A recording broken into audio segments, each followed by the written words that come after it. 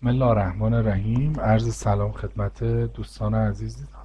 اگر صدای بنده رو مناسب دارید لطفاً یه علامت به علاوه بفرستید. بله، خیلی ممنونم. امیدوارم که حال همه دوستان خوب باشه. من با اجازهتون برم سراغ شیر کردن جلسه و در واقع بریم سراغ ادامه مباحثی که داشتیم.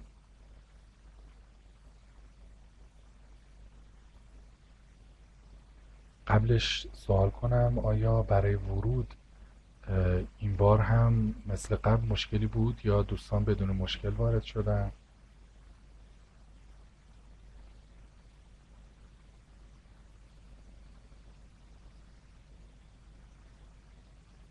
بله، بسیار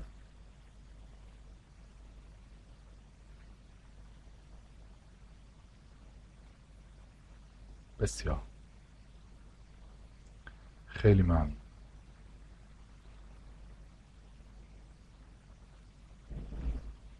خب اگر دوستان خاطرشون باشه ما اینجا بحث رو جلسه گذشته ختم کردیم و میخوایم بحث رو از همین اسلاید شماره 26 با عنوان اتوماسیون در تولید، گروه بندی و ارتباط بین موضوعات، میخوایم از همینجا بحث رو انشاءالله با هم دیگه ادامه بدیم و عملا توی این اسلاید ما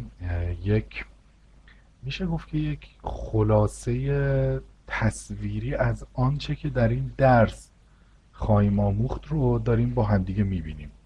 عملا این تصویری که میبینیم تقریبا همه مباحثی که در این فصل و در واقع منظورم فصل مقدمه با هم مرور کردیم رو داره شامل میشه و یک چارچوبی رو مشخص میکنه برای مباحثی که ما تا انتهای این ترم بهش خواهیم پرداخت. من تعمداً روی این اسلاید یه مقداری مکس میکنم، یه خورده با هم دیگه صحبت میکنیم و عملا تلاش میکنیم که مفاهیم رو تا جایی که میشه یک تعریف مقدماتی ازش داشته باشیم، چون واقعا تا انتهای فصل دیگه ما با همین شکل سر و کار داریم. تا انتهای درس میکنم تا انتهای درس دیگه عملا با همین شکل ما سر و کار داریم و با همین میریم جلو. خب توی این شکل ما بخش‌های مختلف یک سیستم تولیدی رو میبینیم که اولا همونطور که در سمت چپ میبینیم در دو سطح این بخش ها طبقه بندی شدن: سطح فکتوری یعنی کارخونه و سطح اینترپرایز که در واقع حالا بگیم سطح شرکت و مدیریتی باشه. عملا این تقسیم بندی انجام شد.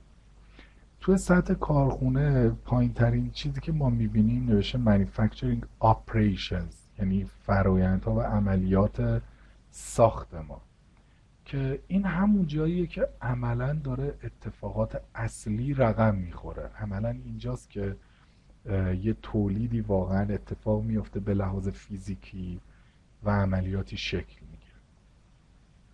همونطور که میبینیم این بخش از فرآیند تولیدی داره از در واقع سیستم های ساخت ما، یعنی manufacturing systems، داره در واقع اطلاعات دریافت میکنه، ورودی داره عملا. همینطور در تعامل با بخش quality control systems، یعنی بخش کنترل کیفیت ما، سیستم های کنترل کیفیتمون هست، و همینطور در تعامل با manufacturing support systems یا سیستم های پشتیبانی از تولید ما هستش. یه لول بالاتر ما سیستم ساخت رو میبینیم که همونطور که میبینید انگار که قلب تپنده یک سیستم تولیدیه و تقریبا با بقیه بلاک هایی که اینجا میبینیم، با بقیه این مفاهیمی که اینجا اومده، با همشون میشه گفت ارتباط داره، تنگ و تنگ با همه رابطه داره. عملا تنها بخشیه که عملا به این صورت میبینیمش اینجا در واقع قرار گرفت. سیستم های ساخت که شاید مثلا چیزی در حدود 30% وقت این ترم ما رو به خودش اختصاص خواهد داد، عملا صحبت میکنه در مورد اون نوع و بهتر بگیم که روشی که ما بر مبنای اون داریم این سیستم تولیدیمون رو تعریف میکنیم. آیا سیستم تولیدی ما از نوع تک ایستگاه هست؟ آیا از نوع خط تولید؟ آیا از نوع خط منتاژ؟ آیا یک سیستم ساخت سلولیه؟ آیا یک سیستم ساخت انعطاف پذیره؟ کدوم یکی از ایناست عملا تعیین کننده نوع سیستم تولیدی ما خواهد شد و همونطور که میبینید با همه بخش‌های دیگه هم در تعامل هست و تبادل اطلاعات داره. بنابراین بخش بسیار مهمی از یک سیستم تولیدی رو به خودش اختصاص میده. بالاتر ما در واقع جعبه اتوماسیون و تکنولوژی‌های کنترل رو می‌بینیم. خب همونطور که از اسمش پیداست، اتوماسیون واقعا به تکنولوژی‌ها و فناوری‌های کنترل عملاً ارتباط تنگاتنگی دارن، در نتیجه اینا با همدیگه اومدن و در یک بخش قرار گرفتن. اون طرفتر هم ما عملاً در واقع سیستم‌های حمل و نقل و شناسایی قطعات و مواد رو داریم. عملا ما کلمه هندلینگ رو اینجا حمل و نقل اومدیم ترجمه کردیم برای اینکه هم شامل جابجایی مواد و قطعات بشه، هم شامل ذخیره سازی اونها بشه. کلمه هندلینگ رو در واقع هم برای استوریج به کار میبریم، هم برای ترانسپورتیشن. و بحث آیدنتیفیکیشن یا شناسایی رو هم اینجا قرار دادیم به این معنا که وقتی سیستممون قرار اتوماتیک بشه باید بدونه که الان در مورد چه قطعه‌ای داره صحبت میکنه، چه قطعه‌ای در این سیستم تولیدی الان قرار گرفته و عملاً چطور ما باید اون رو شناسایی کنیم.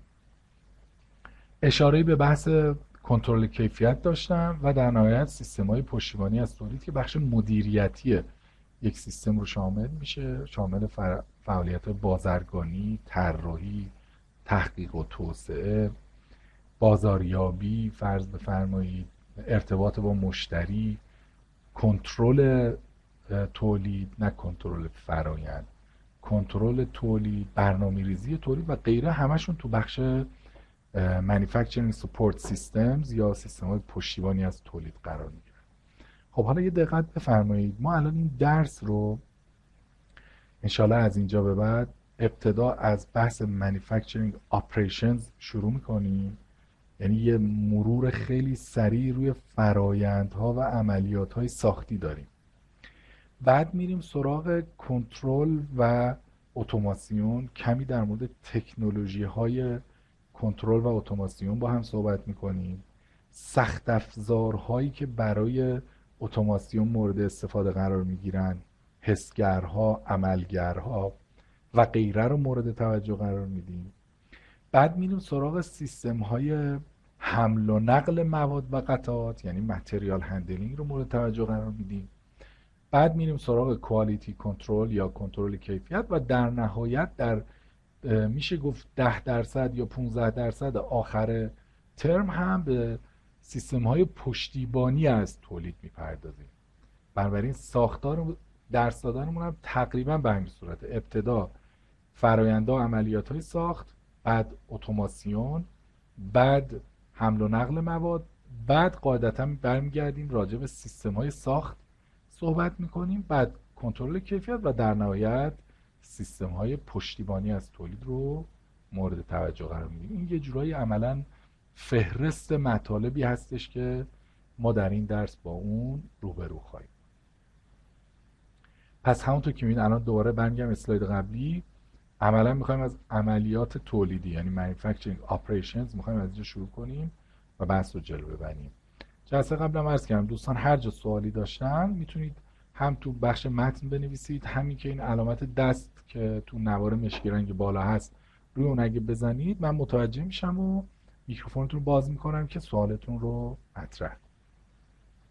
طبیعتا عملیات های تولیدی موضوع اصلی بحث ما نخواهند بود توی این درس ها، ما فقط میخوایم سریع یه مروری روی اونا داشته باشیم. بنابراین باید کم کم سرعتمون رو در ارائه بالا ببریم، چون اینا مطالبی هستن که بیشتر حالت مقدماتی و مروری دارن. خودتونم بعداً هم میتونید فیلم جلسه رو مشاهده کنید، همین که نگاهی اصلا به اسلایدها بندازید، خودتون به عنوان یه دانشجوی ساخت و تولید حتما با مفاهیمی که الان میخوایم مطرح کنیم حداقل میتونم بگم که غریبه نخواهید بود و قبلا به گوشتون حتما خورده این مطالب. ولی حالا یه مرور سریع با هم دیگه میکنیم. میخوایم یه خورده صنایع تولیدی رو بحث کنیم و نوع محصولات، انواع عملیات تولید رو ببینیم، تجهیزاتی که در تولید مورد استفاده قرار میگیرن بررسی کنیم و یه مقداری در مورد انواع روابطی که تو حوزه تولید هست و در حوزه محصول هست و اینا یه خورده روابط ابتدایی رو هم با هم مرور کنیم. خب تولید در واقع بکارگیری فرآیندهای فیزیکی و شیمیایی برای تغییر خواص و هندسه یه قطعه و یا برای آماده سازی مواد اولیه تولیده. مثلا چند تا قطعه رو به هم وقتی ما وصل می‌کنیم یه محصول منتاجی رو میسازیم، یه جور کار تولیدی کردیم. یه سری متوالی عملیات ماشینکاری و ابزار کار دستی اینا رو انجام میدیم، عملا داریم انگار که یک عملیات تولیدی انجام میدیم. این تعریف تولید از نقطه نظر فناوری بوده. میشه در واقع تولید رو از نقطه نظر فناوری تو این شکل به این صورت خلاصه کرد که بنابراین ما یک فرایند ساختی داریم، یه ماده اولیه واردش میشه، ممکنه ما کارهای ماشینکاری روش داشته باشیم، کارهایی رو با ابزار انجام بدیم، حتما نیازه که توان ورود پیدا کنه به سیستم، همینطور کار دستی. و اون وقت یک سری محصولات آماده شده از این طرف بیرون میاد و یک سری هم قطعات اسقاطی و هدر رفته و اینها که حالا بحث بازیافت اینا مطرح میشه. اون وقت تولید از نقطه نظر اقتصادی تعریفش فرق میکنه. تو تولید از نقطه نظر اقتصادی میگیم ما تبدیل کردن مواد اولیه به آیتم های با ارزش بالاتر رو میگیم عملیات تولیدی. یعنی اون ارزش افزوده است که باعث میشه که در واقع یه ماده اولیه به یه محصولی تبدیل بشه. تولید کارش اینه که اون ارزش افزوده رو ایجاد کنه. مثلا وقتی ما سنگ آهن که یک ماده نسبتا کم ارزشی به استیل تبدیل میکنیم، ارزش افزودهش خیلی میره بالا. یا سنگ رو به شیشه تبدیل میکنیم، نفت خام رو پالایش میکنیم تبدیل به پلاستیک میکنیم. اینا همشون فرآیندهای تولیدی هست. بنابراین تولید از نقطه نظر اقتصادی ما یک فرآیند تولیدی داریم که کارش اینه که به ماده اولیه ما میاد و یک ولیو عددی رو یا یک ارزش افزوده شده ای رو اضافه میکنه. صنایع رو میشه به 3 دسته عمده تقسیم بندی کرد. صنایع نوع اول صنایع هستن که سر و کارشون با منابع طبیعی، با نچرال ریسورس ها هستش، مثل صنایع کشاورزی، معدن. به اینا میگیم صنایع نوع اول. صنایع نوع دوم کارشونه که خروجی صنایع نوع اول رو به محصول تبدیل میکنن. مثلا ساخت و تولید، صنایع ساختمانی، تولید نیرو و غیره. توجه داریم تمرکز اصلی درس ما روی صنایع نوع دوم، یعنی همین چیزی که الان تعریف کردم هستش. ما دنبال این هستیم که از منابع طبیعی که تبدیل شده مثلا به استیل، تبدیل شده به پلاستیک و غیره، به مواد اولیه تبدیل شده، از اونها استفاده کنیم محصولی رو تولید کنیم. صنایع نوع سوم صنایعی هستن که به بخش خدماتی مرتبط میشن، مثل بانکداری، آموزش، خدمات حمل و نقل، حقوقی و غیره، که موضوع درس ما نیستند. تاکید میکنیم مجدد صنایع نوع دوم موضوع درس اتوماسیون در تولید هستند. خیلی یه خورده در مورد manufacturing operations ها یا عملیات ساخت اگه بخوایم صحبت کنیم. این عملیات میتونه شامل عملیات فرآیندی و مونتاژ باشه، حمل و نقل باشه، تست و بازرسی، هماهنگسازی و کنترل. یکی یکی الان میخوایم تو اسلایدهای بعدی این موارد رو تعریف کنیم، یه مقداری بیشتر باهاشون آشنا بشیم. اگه ما فرآیندهای ساخت رو بخوایم یه دسته‌بندی کلی روشون داشته باشیم، یا عملیات های ساخت رو در واقع، ما یک سری عملیات های فرایندی داریم، processing operations، عملیات فرایندی. یه سری هم عملیات های مونتاژی داریم، assembly operations. توی اون بخش فرایندی ها ما شکل دهی رو داریم، یعنی shaping processes، property enhancing یا در واقع بهبود خواص رو داریم، property enhancing بهبود خواص، surface processing یا در واقع پرداخت های سطحی رو داریم، یعنی یه سری از عملیات های فرایندی مختص سطح ماده یا محصول ما هست. تو بخش شیپینگ یا شکل دهی ما بحث سالیدیفیکیشن یعنی ریختگری رو فرض کنید داریم، پارتیکولیت پروسسینگ رو داریم، بحث پودری رو داریم، دفورمیشن شکل دهی به معنای واقعی، و متریال ریمووال یا همون چیزی که حالا بهش ماشین کاری میگیم رو عملا داریم. پراپرتی انهانسینگ ها معمولاً به در واقع هیت تریتمنت یا در واقع عملیات حرارتی معطوف میشه و سرفیس پروسسینگ ها میتونه شامل تمیزکاری های سرفیس باشه یا کوت کردن یعنی پوشش دهی و لایه نشانی روی سطح باشه، کوتینگ یا پوشش دهی. عملیات های مونتاژیمون هم میتونه شامل عملیات های در واقع جوینینگ یعنی عملاً برقراری اتصال دائمی بین دو بخش دو جزء باشه، شامل جوشکاری و در واقع لحیمکاری و چسبکاری میتونه باشه، یا میتونه اتصال ما از نوع جدا شدنی یا موقت باشه، مکانیکال فسنینگ باشه که این شامل در واقع پیچ و پرچ و اینجور چیزا میتونه باشه دیگه ها، شامل اینها میشه. توی چند تا اسلاید بعدی ما عملاً این عملیات‌های ساخت رو که اینجا اشاره کردیم یه مرور سریع میخوایم با هم دیگه روی اینها تو اسلاید بعدی داشته باشیم. گفتن که نوردکاری تو کدوم یکی از اینا قرار میگیره؟ نورد یه فرآیند دفورمیشن دیگه، یعنی یک جور شکل دهیه که حالا داخل اون شکل دهی ممکنه ما حرارت هم داشته باشیم. خب ما تو فرآیند ریختگری هم حرارت داریم. این حرارتی که اینجا اشاره کردیم، این حرارتی که اینجا به عنوان یک در واقع بهبود خواص ازش اسم میبریم، هدفش ایجاد بهبود خواص، یعنی قطعه به اون شکل نهایی رسیده، مثلا ما میخوایم سختی اون رو در سطحش افزایش بدیم، اولا میبریم و عملیات حرارتی روش انجام میدیم، یا توی چغرمگیش میخوایم تفاوتایی به وجود بیاریم، میبریم عملیات حرارتی روش انجام. جواب دادم سوالتون آقای مهدی پور؟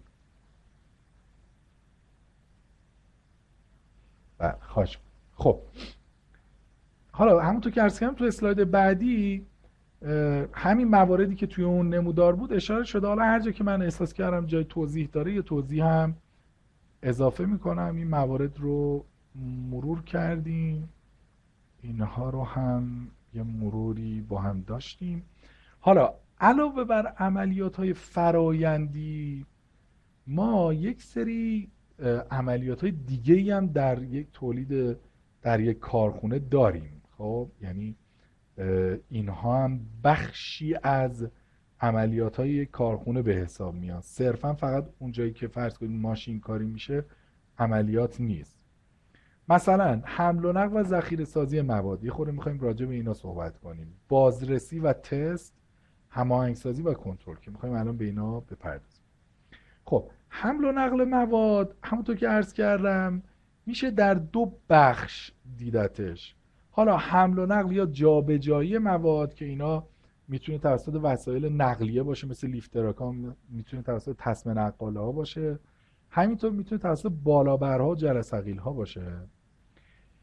میتونه در واقع این حمل و نقل شامل سیستم های ذخیره سازی بشه. مثلا ما یک فصل مفصلی میخوایم بپردازیم به سیستم های ذخیره سازی و نقش اتوماسیون در سیستم های ذخیره سازی. اینکه اتوماسیون چه نقشی در واقع در سیستم های ذخیره سازی، سیستم کاروسل چیه، سیستم ASRS چی هستش، چطور اینا رو باید طراحی کنیم، تحلیل کنیم و غیره. در نهایت تو بخش حمل و نقل مواد ما توی این درس میبینیم که یک فصلی داریم به نام سیستم‌های شناسایی و داده برداری اتوماتیک. و توی اینجا هدف ما اینه که برای یک سیستم اتوماتیک، یک خط تولید اتوماتیک تشخیص بدیم که مثلا بارکدها چطور باید خونده بشن، یا سیستم RFID، این پایین نوشته شده مخفف چیه، سامانه بازشناسی با امواج رادیویی چطور کار میکنه. RFID همین تگایی هستش که فرض کنید برای باز کردن قفل درها و اینا، تگای کوچیک یا کارتایی که ما میزنیم ورود پیدا میکنیم به درها، اینا با تکنولوژی RFID یا رادیو فرکانسی آیدنتیفیکیشن کار میکنن. ما این فصل رو به واسطه اینکه خیلی تخصصی بود و با توجه به حجم خیلی زیاد از درس که داریم، از فصول کتابمون این فصل رو حذف کردیم و توی درسمون ارائه نمی‌کنیمش. اما دوستان میتونن به عنوان سمینار این درس به این فصل هم بپردازن و عملاً این امکان فراهمی که شما عملاً فصل مربوط از کتاب رو به عنوان سمینار درس بدون، به وقتش این موضوع رو برمیگردم و توضیح میدم. اینجا یه نمودار داریم ما که از داده‌های واقعی جمع آوری شده که این نمودار خیلی کمک میکنه که یک دیدی پیدا کنیم در مورد زمان مورد نیاز برای ماشینکاری قطعه فلزی در یک کارگاه تولید دسته‌ای یا بچ پروداکشن سیستم. اون سیستم تولیدیه که به صورت دسته‌ای، مثلا دسته‌های 1000 تایی 2000 تایی قطعات مختلف رو سفارش میگیره و تولید میکنه، بهش میگن تولید دسته‌ای. اولا اگه ما در واقع این محور افق رو اینجا زمان در نظر بگیریم، میبینیم که 95% زمان تولید یک قطعه فلزی در یک کارگاه عملاً این زمان اختصاص پیدا کرده به منتظر بودن در صف و یا جابجا شدن بین ایستگاه‌های کاری مختلف و فقط 5% از این زمان قطعه واقعا روی یک ماشین قرار گرفته، یعنی یک فرایندی روش داره انجام میشه.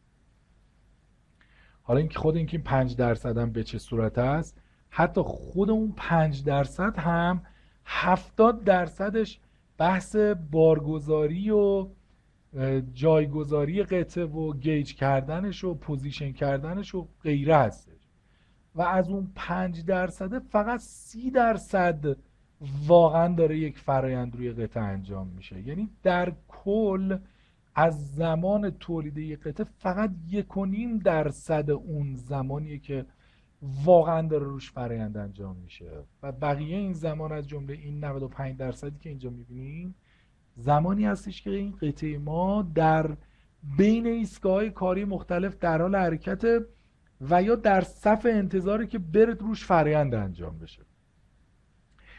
و این نشون میده که بحث متریال هندلینگ که تو اسلاید قبلی بهش پرداختیم که داره در مورد نحوه حمل و نقل و ذخیره سازی مواد صحبت میکنه، چقدر میتونه در یک کارخونه حائز اهمیت باشه.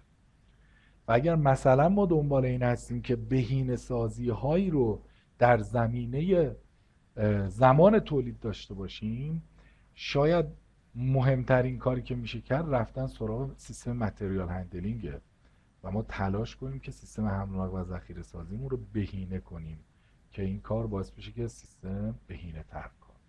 خیلی یه مقدارم بپردازیم به بحث تست و بازرسی. تست که همون حالا کلمه انگلیسیشه، بازرسی منظورمون اینسپکشن هست، اینجا نوشته اینسپکشن. بازرسی چیه؟ اینسپکشن هدف از این کار مشخص نمودن این موضوع است که آیا محصول تولید شده با شاخص‌ها و استانداردهای معین طراحی تطابق دارد یا نه. به این میگن اینسپکشن.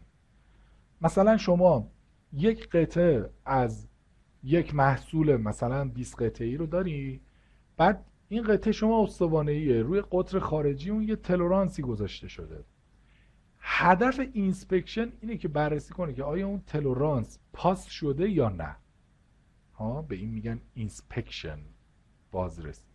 این بازرسی میتونه برای متغیرها باشه، مثلا باید طول قطعه باشه فلان قدر، وزنش باید باشه فلان قدر، مثبت منفی فلان قدر. خب میتونه برای ویژگی ها باشه یا گیجینگ باشه.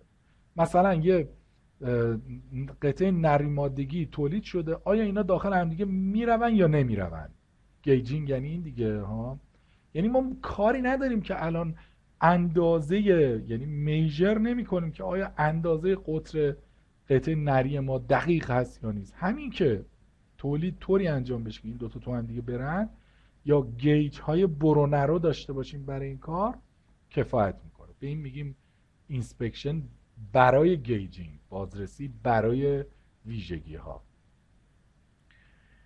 در مقابل اینسپکشن ما مفهوم تست رو داریم.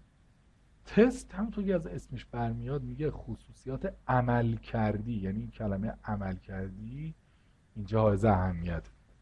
آیا خصوصیات عمل کردی که واسه محصول نهایی ما تعریف کرده بودیم داره درست کار میکنه یا نه؟ مثلا شما محصول تو همه نوع اینسپکشن انجام دادی، فرض کنید محصول شما بوده مثلا مونتاژ کردن یه موتور خودرو، بعد تهش باید این موتور استارت بخوره، تست بشه، ببینه آیا اون قدرت لازم رو داره به وجود میاره، آیا اون دمای لازم در موتور شکل میگیره، آیا موتور با لرزش کمی داره کار میکنه، آیا عملکردش پایدار هست یا نه. عملا تست میکنیم دیگه، اسمش هم روشه. پس بین اینسپکشن و تست هم این تفاوت عملا وجود. سوالی دوستان؟ سوالی نیستش؟ خیلی. همینطور یه کوچولو در مورد کوردینیشن اند کنترل، هماهنگسازی و کنترل صحبت کنیم.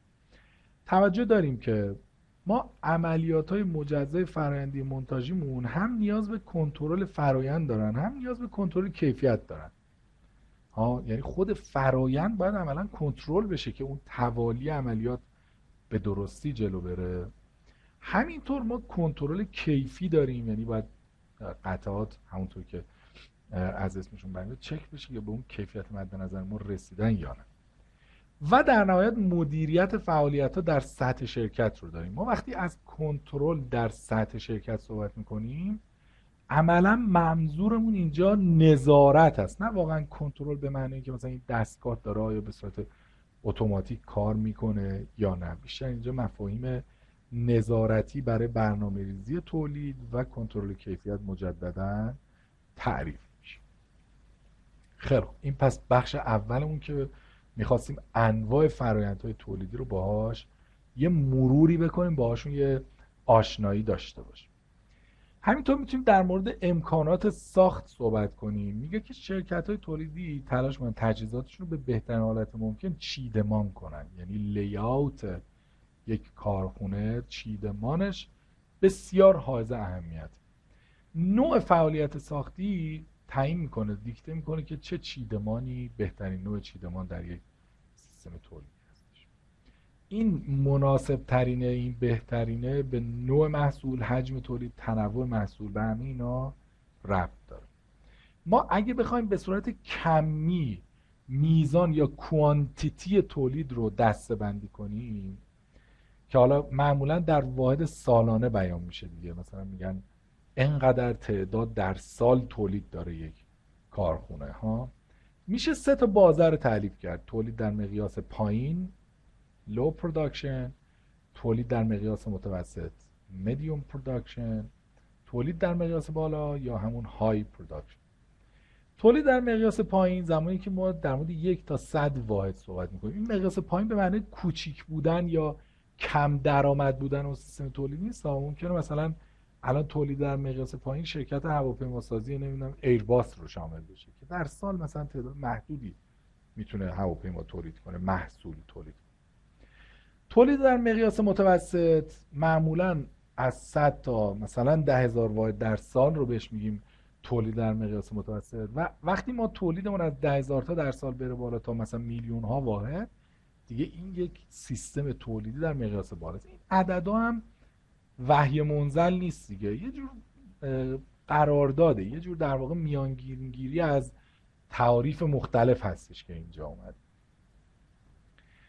در مقابل کمیت یا میزان تولید ما تنوع تولید رو داریم، production variety، تنوع تولید. تنوع تولید میگه ما از تعداد انواع متفاوت محصولات چقدر داریم توی کارخونمون، یعنی نوع یا انواع متفاوت محصولاتی که میاد دیکته میکنه. معمولا هم یه رابطه معکوس بین کمیت و تنوع هست دیگه. یعنی کارخونه‌ای که روی کمیت بالا متمرکز میشه معمولا تنوع تولید کمتری و برعکس. توجه داریم که داشتن تنوع تولید پیچیدگیش خیلی بیشتر از داشتن کمیت بالای تولیده. یعنی مثلا شما رسیدن به کمیت بالا برای یک سیستم خیلی راحت تره تا اینکه مثلا شما یک سیستم تولیدی داشته باشین که انواع اقسام مختلف قطعات رو بتونه تولید کنه. مثل در واقع مشابه با کمیت تولید، تو تنوع هم ما میتونیم تنوع محصول بالا داشته باشیم، تنوع محصول کم داشته باشیم. تنوع محصول کم یعنی چی؟ یعنی مثلا فرض بفرمایید کارخونه‌ای که مثلا دارم میگم یه خودرویی مثل چه میدونم مثلا پژو 405 رو تولید میکنه، حالا پژو نمیدونم اون یکی چی بود اسمش، پارس یا روا رو هم تولید میکنه. این تعداد زیاد اجزای مشترک در این محصولات منتج شده است که ببین میگیم تنوع محصول کم. تنوع محصول بالا کجاست؟ زمانی که کارخونه‌ای میتونه محصولات کاملا متفاوتی رو تولید کنه. اینم از تعریف production variety یا تنوع تولید. حالا بریم تولید در مقیاس پایین، متوسط و بالا رو از نقطه نظر چیدمانی و نوع در واقع تولید یه مروری دوباره با هم دیگه داشته باشیم. تولید در مقیاس پایین هدفش خب تولید محصولات خاص و ویژه است. اصطلاحاً جاب شاپه، تولید از نوع کارگاهیه. مثلا فرض بفرمایید شما هواپیما رو در نظر بگیرید، کشتی رو در نظر بگیرید، محصولاتی که تعداد بالایی ازشون تولید نمیشه ولی در این حال خب بسیار گران قیمتن، ماشین‌های سفارشی رو در نظر بگیرید. این تولید باید شامل تولید اجزای مورد نیاز در محصول نهایی هم بشه. محصولات تولید در این مقیاس معمولا خیلی پیچیده‌اند، نیاز به تکنولوژی‌ها و ماشین‌کاری‌های پیشرفته دارن. تجهیزات مورد استفاده توی این نوع تولید کاملا عمومی هستند. چیدمان ما در این نوع تولید هم از نوع ثابت، فیکست لیاوت داریم. اینجا رو ببینید، چیدمان نوع ثابت یعنی مثلا اینجا که اگه یک کشتی فرض کنید داره تولید میشه، محصول ثابته، کارگر به صورت دستی یا با استفاده از تجهیزات سیار مجبور نزدیک بشه به در واقع محصول تولیدی و کار خودش رو بکنه. به این نوع چیدمان میگن فیکست لیاوت یا چیدمان ثابت. دوستان روشنه؟ مشکل نیستش؟ سوالی هستش؟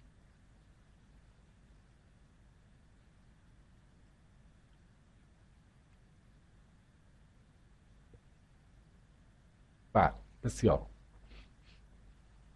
وقتی بریم سراغ تولید در مقیاس متوسط، ما در تولید در مقیاس متوسط دو دسته سیستم تولیدی داریم. تولید دسته‌ای یا بچ پروداکشن. توی این نوع تولید ما این شکلی هستیم که فرض کنید مثلا از یه نوع قطعه 10,000 تا خواسته میشه، سفارش داده میشه، 5,000 تا سفارش داده میشه و کارگاه ما این آمادگی رو داره که مثلا این 5,000 تا رو تولید میکنه و بعد دسته بعدی سفارش که براش میاد یه قطعه دیگه ای اصلا یه محصول دیگه ای و بعد کارگاه ما یک زمان آماده سازی رو برای تغییر دادن نرم افزارها و سخت افزارهای ماشینالاتش، یعنی ابزارالات و فیکسچرها و اینها، منظور از سخت افزار، به کار میبنده که بتونه محصول جدید، دسته جدید از محصولاتش تولید. معمولاً در تولید دسته‌ای چیدمان متداولی که استفاده میشه چیدمان فرایندیه. یعنی مثلا اگه ما یه کارخونه‌ای داریم، ببینم که میتونم من چیزی بکشم اینجا. مثلا اگه ما یک سیستم کارخونه‌ای داریم،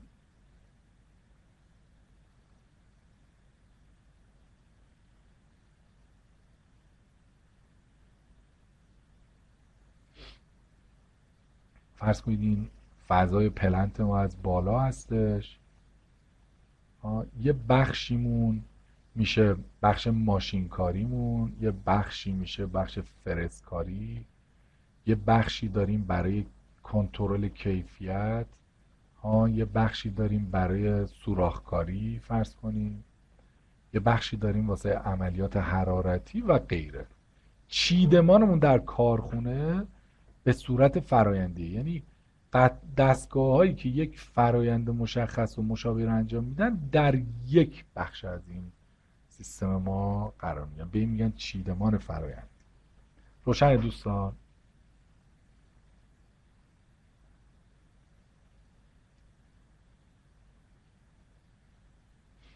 بله. سوال پرسیدن که مثلا شرکت بنز الان در کدوم دسته قرار میگیره. نکنید ما داریم در مورد سیستم تولید صحبت. مثلا شرکت بنزی که در واقع کارخونه‌ای که فرض بفرمایید ماشین سبک میزنه، همون کارخونه ماشین سنگین نمیزنه. اون بخشی که ماشین سنگین تولید میکنه عملا یک کارخونه دیگه است، یک پلنت دیگه ای از شرکت بنزه. ما داریم در مورد پلنت ها صحبت میکنیم، یعنی یه خط تولیدی که رو زمین قرار گرفته چقدر میتونه تنوع داشته باشه یا چقدر میتونه تعداد بزنه. عدد رقم رو هم توی این اسلاید یه اشاره کردیم دیگه، اینجا که مثلا تولید در مقیاس پایین و متوسط و بالا حدوداً چه اعداد و ارقامی رو شامل میشه اینجا بهش اشاره کرد. بسیار. پس اینم از تولید در مقیاس متوسط. الان این یک شکل از چیدمان فرایندیه. مثلا اینجا دستگاه تراش رو فرض کنید داریم، اینجا دستگاه مونتاژ داریم، دستگاه چه میدونم فرز داریم و غیره. هر کدوم از فرایندها در بخش جداگانه از سیستم تولیدی ما قرار میگیره. دسته دوم در مقیاس متوسط تولید سلولی هستش. سلولار مانیفکتچرینگ، تولید سلولی، که تولید سلولی ترکیبی از محصولات بدون نیاز به زمان آماده سازی، یعنی برعکس این بالایی زمان آماده سازی نیاز داشت، در تولید سلولی ما زمان آماده سازی به جهت تغییر بین محصولاتمون مینیمم میشه. یعنی چی؟ یعنی فلکسیبیلیتی یا تنوع خیلی ممکنه محدودی داشته باشیم، اما توی اون تنوع محدودمون به شدت چابک هستیم، به سرعت میتونیم تغییر بدیم شرایط رو از یک نوع سیستم تولیدی به یک نوع سیستم تولیدی به یک محصول دیگه عذرخواهی میکنم. چیدمانمون هم اینجا چیدمان سلولی خواهد بود که خب حالا اینجا اگه من بخوام چیدمان سلولی رو توضیح بدم که چه شکلیه، عملا تولید سلولی و به تبع اون چیدمان سلولی داره از یک فلسفه در ساخت به نام تکنولوژی گروهی یا فناوری‌های گروهی استفاده میکنه. توی این نوع از نگاه به تولید، قطعاتی که در یک خانواده به لحاظ ظاهر یا به لحاظ فرآیند ساخت قرار میگیرن عملا میان و یک گروه رو تشکیل میدن و هر سلول ما در تولید سلولی متخصص ساخت یک گروه از قطعاته و نمیتونه گروه دیگه از قطعات رو که اصلا هیچ شباهتی به این گروه ما ندارن رو تولید کنه.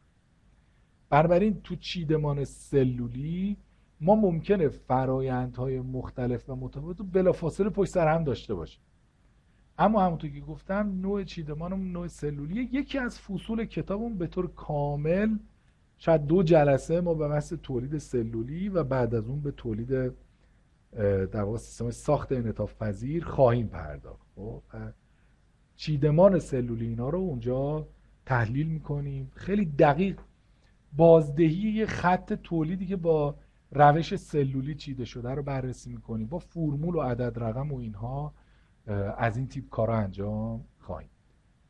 در نهایت تولید در مقیاس بالا دوباره شامل 2 گروه تولیدی میشه، تولید کمی و تولید خط تولیدی. در واقع بگیم تولید کمی یعنی چی؟ یعنی فرض کنید من یه دستگاهی دارم برای تولید نمیدونم درب بطری نوشابه یا نمیدونم برای ماسک یا برای هر چیز دیگه ای که دستگاه بیشتر از خط تولید نداره، انقدر تعداد فرآیندامون کمه که یه دستگاه به راحتی میتونه کار ما رو در بیاره، ولی این دستگاه به واسطه اینکه ماشین خیلی استانداردی که مجهز به ابزار خاصی شده میتونه تولید در مقیاس بسیار بالا رو برای ما به وجود بیاره. ها بهش میگن تولید کم. چیدمان معمول هم اینجا دوباره چیدمان فرایندی هست در سیستمایی که تولید کمی در مقیاس بالا داره. و در نهایت تولید خط تولیدی یعنی زمانی که ما یه محصولی داریم که تولیدش یا منتاجش نیازمند تعداد خیلی زیادی ایستگاه کاری داره. نمیشه مثلا یه جا درش آورد، با یه ماشین، با 2 تا ماشین نمیشه درش آورد. عملا لازمه که مثلا 60 تا 70 تا 80 تا ایستگاه کاری تعریف بشه که فرایند روی قطعه انجام بشه یا مونتاژ صورت بگیره تا به اون محصول نهاییمون نزدیک و نزدیک‌تر بشه. که این موضوع اینجا اشاره شد. چیدمانمون هم در سیستم‌های خط تولیدی محصول محور هستش که حالا شماتیک ازش رو اینجا می‌بینیم دیگه. یه چیدمان محصول محوره که ایستگاه کاری متوالی و متعدد که قطعه کار وارد میشه، در هر ایستگاه معمولا یک فرایند روی قطعه انجام میشه و به همین صورت میریم جلو. سوال تا اینجا. خط تولید فکر میکنم متداول ترین نوع چیدمانی هستش که ما باش آشناییم دیگه بچه‌ها. خب و هممون حداقل یک باری بالاخره حتی شده فیلمی از خطوط تولید مثلا خودرو یا هر قطعه دیگه ای رو دیدیم یا بازدید داشتیم ازش. بسیار خوب. این هم در مورد در واقع چیدمان و نحوه چیدمان. حالا قبل از اینکه وارد بحث‌های اقتصادی بشیم و تولید رو از نقطه نظر کارایی و اقتصادی با هم یه بررسی بکنیم، اگر موافق باشید یه وقفه رو ایجاد کنیم و بعد دوباره بحث رو با هم دیگه ادامه بدیم. خب سوالی هستش دوستان؟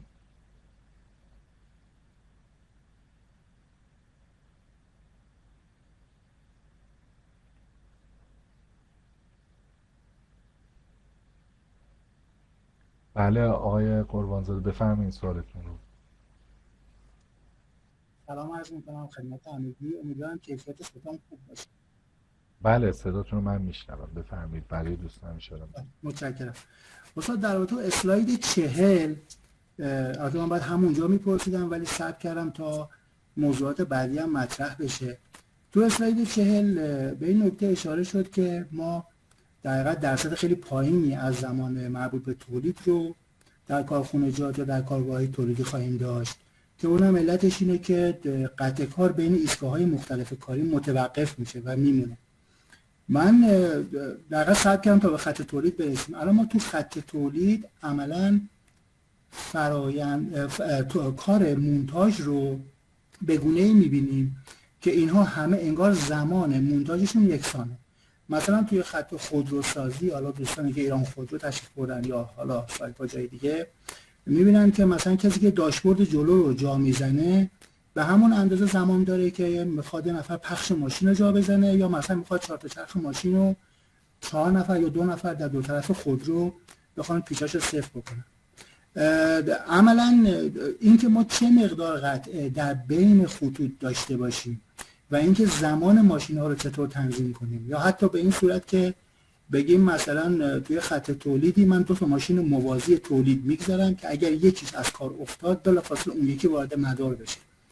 به این صورت من عملا انبار بین ماشینالات تولید ندارم و این عددی هم که البته اینا عددی که شما میفرمایید حتما اثبات شده است، من اصلا تو شک و تردیدی ندارم، ولی میخوام بگم که اگر روش تولید رو ما به این شکل ببینیم و بتونیم قطعات رو به مینیمم انبارش بین اپریشن ها برسونیم قطعا این زمان میتونه افزایش پیدا کنه.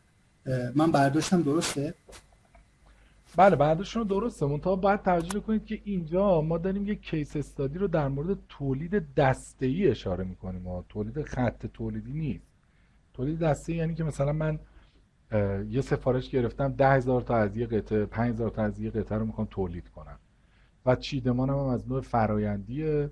اون وقت مثلا این قطعه من یه سری تراشکاری داره، یه سری سوراخکاری داره، یه سری فرض کنید فرز داره، هر چیزی. خب و بعد من باید مثلا 10,000 تا رو یا 5,000 تا رو یه دور ببرم برای سوراخکاری، بعد از اونجا بردارم ببرم برای تراشکاری، جابجاشون کنم توی کارگاهم. الان متداول ترین نوع جابجایی هم استفاده از فرض بفرمایید جعبه هستش، از لیفترها که اگه قطعات بزرگتر باشه و غیره ها. ما در مورد خط تولید صحبت نمی کنیم. تو خط تولید بحث جابجایی ها، این که سینکرونوس باشه یعنی هماهنگ باشه، اسینکرونوس باشه یعنی آسنکرون و غیر هماهنگ شده باشه با هم، اینکه بحث بالانس در خط تولید چی هست و اینا بحثش متفاوته دیگه.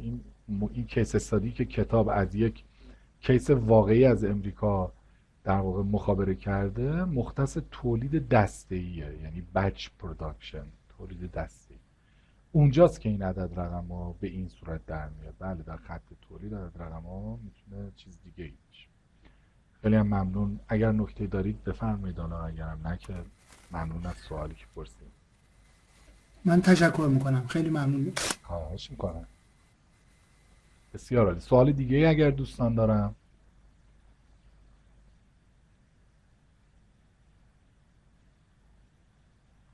سوال نیستش. لطفا توجه داشته باشید که تمام مطالبی که تا اینجا، یعنی تا ابتدای فصل سوم ما اشاره کردیم، یعنی همینجا که الان هستیم و میخوایم بعد از این وقفه کار رو جلو ببریم، کاملا مقدماتی بودن. یعنی ما عمده مواردی که در این دو فصل بهشون پرداختیم رو دوباره در طول ترم برخواهیم گشت بهشون و خیلی مفصلتر با جزئیات بیشتر بهشون خواهیم پرداخت. اون چیزی که اینجا داریم میبینیم عمدتاً همونطور که عرض کردم بحثای خیلی کلی و عمومی از تولید. حالا از اینجا بعد، از این فصل سوم که حالا بعد از بریک بهش میپردازیم، از این فصل سوم به بعد یه مقداری بحثامون دقیق تر میشه، فنی تر میشه، با جزئیات بیشتر میشه که دیگه اینجا عملا دیگه میشه گفت که فرایند اصلی درسمون شاید از اینجا به بعد دیگه به طور جدیتر آغاز میشه و میتونه که انشاءالله بعد از این وقفه که داریم انشاءالله دوستان با دقت بیشتری و جزئیات بیشتری در واقع کار رو جلو ببرن. یه وقفه داشته باشیم، بعد بحث رو ادامه میدیم. اگر هم دوستان سوالی دارن که ترجیح میدن تایپ کنن، تو این فاصله تایپ کنن که بلافاصله اینکه ما بحث رو خواستیم شروع کنیم انشاءالله من بهشون بپردازم. الان ساعت کامپیوتر من 3:51 است. اگر موافق باشید ما 4:05 بحث رو ادامه بدیم ها، یعنی یه وقفه نسبتاً 15 دقیقه‌ای رو بشه گفت که ایجاد کنیم. من اینم بنویسم که ما در واقع ساعت 16:05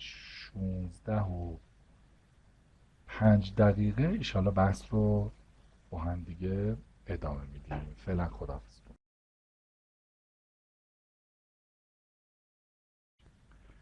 خب با سلام مجدد خدمت دوستان عزیزم. اگر صدای بنده رو دارید لطفاً یه علامت به علاوه بفرستین. بله بسیار. خب اگر اجازه بفرمایید بحث رو ادامه بدیم با توضیحی که در انتهای بخش قبلی دادن. متوجه شدیم که از فصل سوم به بعد کم کم مباحثمون جدیتر و فنیتر میشه و از اون حالت مقدمه تا حدودی بیرون میایم و هرچی جلوتر بریم در فصول بعدی مباحثمون تخصصی تر و به بحث اتوماسیون در تولید که حالا عنوان درسمون هم هست نزدیکتر هم خواهد شد. ما در فصل سوم میخوایم ببینیم که اگر ما بخوایم کارایی یک سیستم تولیدی رو اندازه گیری کنیم چه معیار و چه متری داریم، یعنی معیارهای بهره‌وری و کارایی یک سیستم تولیدی کدوم هستن. و اگه بخوایم از نقطه نظر اقتصادی ببینیم که یک سیستم تولیدی چقدر کارایی داره، چه محاسباتی، چه معیارهایی رو داریم و میتونیم از اونها استفاده کنیم. خب در بخش اولمون که کارایی رو میخوایم بررسی کنیم، عملاً معیارهایی که اینجا لیست شده رو میخوایم یکی یکی بررسی کنیم، یاد بگیریم. بر بعضیاشون در واقع مثالهایی رو داریم که میخوایم بپردازیم. همه اینا رو تک تک شروع میکنیم میریم جلو و با هم دیگه بررسی میکنیم. خب اول از زمان سیکل عملیاتی یا سایکل تایم شروع میکنیم. یعنی سیکل هم میتونستیم حالا چرخم ترجمه کنیم. من حالا ترجیح دادم سیکل همینطوری بمونه. زمان سیکل عملیاتی یا زمان چرخه عملیاتی یک برای تولید یک محصول رو میشه به این صورت تعریف کرد. یعنی ما میگیم TSC یا T سایکل تایم، زمان سیکل عملیاتی شامل 3 تا زمان میشه در حالت کلی: زمانی که واقعا داره عملیات روش انجام میشه، زمان حمل و نقل، و زمانی که ما برای حمل و نقل، یعنی مثلا جابجا کردن ابزار، تعویض ابزار نیاز داریم، یا برای مثلا فرض بفرمایید آماده سازی کدهای ماشین های CNC مون و غیره نیاز داریم. خب یعنی حمل و نقل اینجا شاید ترجمه خیلی خوبی نباشه، هندلینگ دیگه، یعنی ما ابزار رو بتونیم تکلیفش رو روشن کنیم. این 3 تا زمان با هم دیگه جمع میشه. اگه ما یه یادآوری طوری رو از انواع عملیات تولیدی داشته باشیم، قسمت A در واقع جاب شاپه که کوانتیتیمون کیومون یکه، یعنی فرض بفرمایید اینجا در واقع میخوایم یه هواپیما بسازیم، میخوایم یه کشتی بسازیم یا هر چیز دیگه ای. قسمت B ما تولید سیکوانشال بچ پروداکشن رو داریم، یا به عبارت دیگه در واقع تولید دسته‌ای متوالی رو داریم. قسمت C تولید دسته‌ای همزمان رو داریم، یعنی ماشینی داریم که همزمان میتونه چند تا قطعه رو با هم تولید کنه.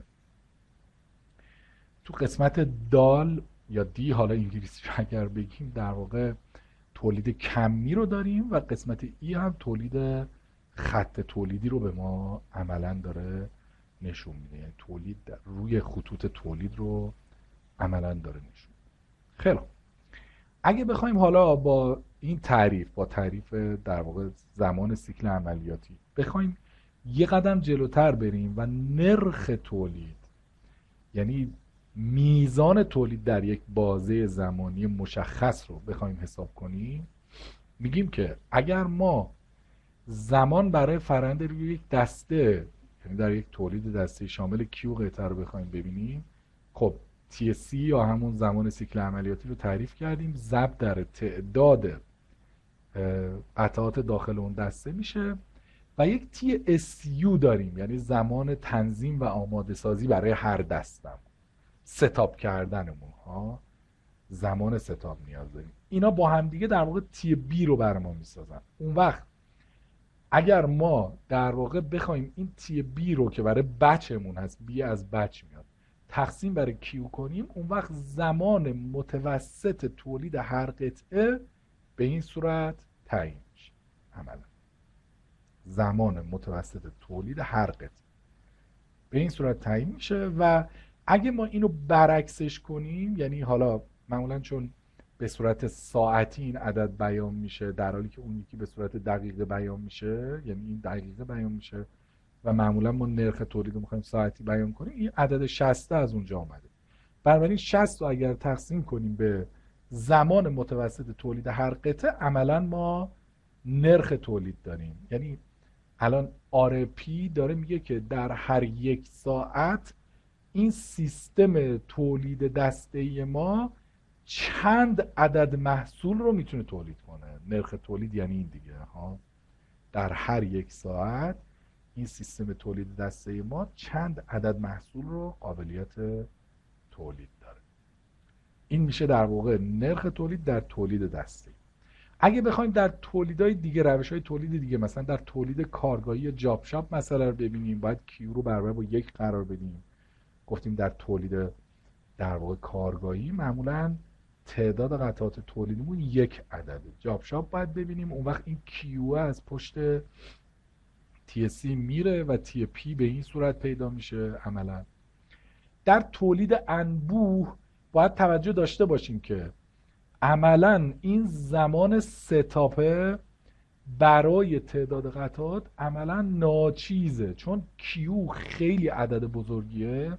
عملا TSU تقسیم برای کیو به سمت 0 میل میکنه، و اون وقتی که ما عملا مستقیما میتونیم نرخ تولیدمون رو 60 تقسیم برای TP تعریف کنیم که TP در واقع همون سایکل تایم به اضافه TSU مون هستش. عملا دیگه میتونیم به این صورت در واقع تعریف رو داشته باشیم. خدمتتون عرض کنم در تولید خط تولیدی دقت بفرمایید، اینجا یه ذره قضیه متفاوت میشه. در سیستم‌های خط تولیدی زمان سیکل کاری ما، همونطور که دوستمونم در خلال سوالی که پرسیدن توضیح دادن، زمان سیکل کاری در یک سیستم تولید از نوع خط تولید میشه زمانی که ما نیاز داریم که قطعات رو بین ایستگاه مختلف جابجا کنیم. یعنی مثلا قطعه‌ای که الان در ایستگاه 1 بره به ایستگاه 2، قطعه‌ای که در ایستگاه 2 بره به ایستگاه 3، و به صورت هماهنگ اینا چی بشن؟ جابجا بشن. به اضافه ماکسیموم تی او چی بود؟ در واقع زمان عملیات در هر ایستگاه. ماکسیموم تی او یعنی زمان عملیات در ایستگاه گلویی، یعنی ایستگاهی که بیشترین زمان عملیات رو بین همه ایستگاه خط داره. به این صورت میشه دیگه. در واقع اونی که از همه کند تره، ایستگاهی که بیشترین زمان رو میگیره، اون دیکته میکنه که کی باید قطعات بین ایستگاه مختلف جابجا بشه. و عملا بر این روال ما در واقع نرخ تولیدمون در سیستم‌های خط تولیدی به این صورت، یعنی باید TSC رو از اینجا پیدا کنیم و وقتی TSC از اینجا به دست اومد، عملا نرخ تولید یک خط تولید به این صورت به دست میاد. نرخ تولید یعنی اینکه اگه من وایسم انتهای خط، اگه وایسم انتهای خط، در هر ساعت چند محصول از این خط بیرون میاد. این میشه اسمش نرخ تولید. تعریف نرخ تولید اینه. یعنی اگه من در انتهای خط وایستادم، خروجی ایستگاه آخر خط رو میبینم، در هر ساعت چند تا داره ازش محصول میاد. روشن دوستان تا اینجا؟ سوالی نیستش در مورد نرخ تولید؟ سوالی نیست؟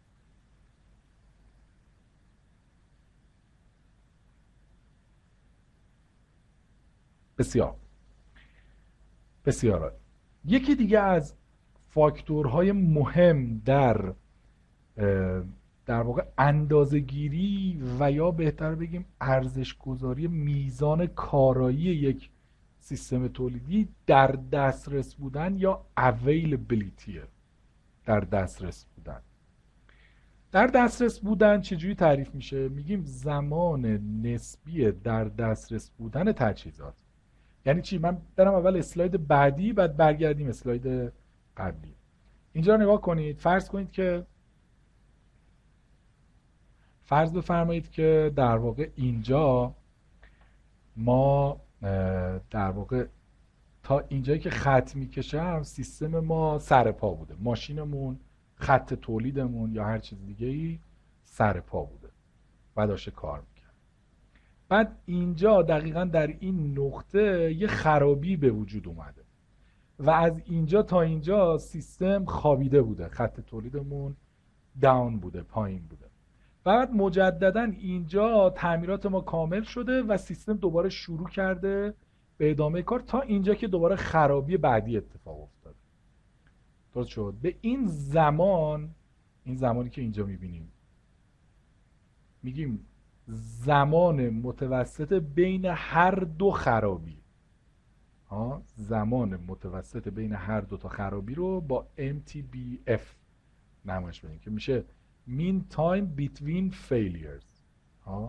زمان متوسط بین هر دو خرابی رو در واقع با MTBF اینجا فرض کنید که نمایش بده. و اون وقت زمانی که سیستم داره تعمیر میشه mean time for repair رو هم به این صورت اگه نمایش بدیم، یعنی زمانی که طول میکشه به طور متوسط تا سیستمی که خراب شده، خطی که خراب شده رو ما تعمیرش کنیم. اون وقت availability یعنی در دسترس بودن طبق این فرمول تعریف میشه. availability میشه متوسط زمان بین خرابی‌ها منهای زمان لازم برای تعمیر خرابی‌هامون تقسیم بر متوسط زمان بین خرابی. هرچی این عدد به یک نزدیکتر باشه یعنی ما خرابی کمتری داشتیم یا زمان لازم برای تعمیر کردن سیستم بعد از خرابی خیلی زیاد نبوده، عدد کمی بوده. هر چقدر این عدد به صفر نزدیک بشه یعنی سیستم به لحاظ در دسترس بودن عملاً ضعیفتر عمل کرده و ما میزان خواب خطمون بالاست عملا.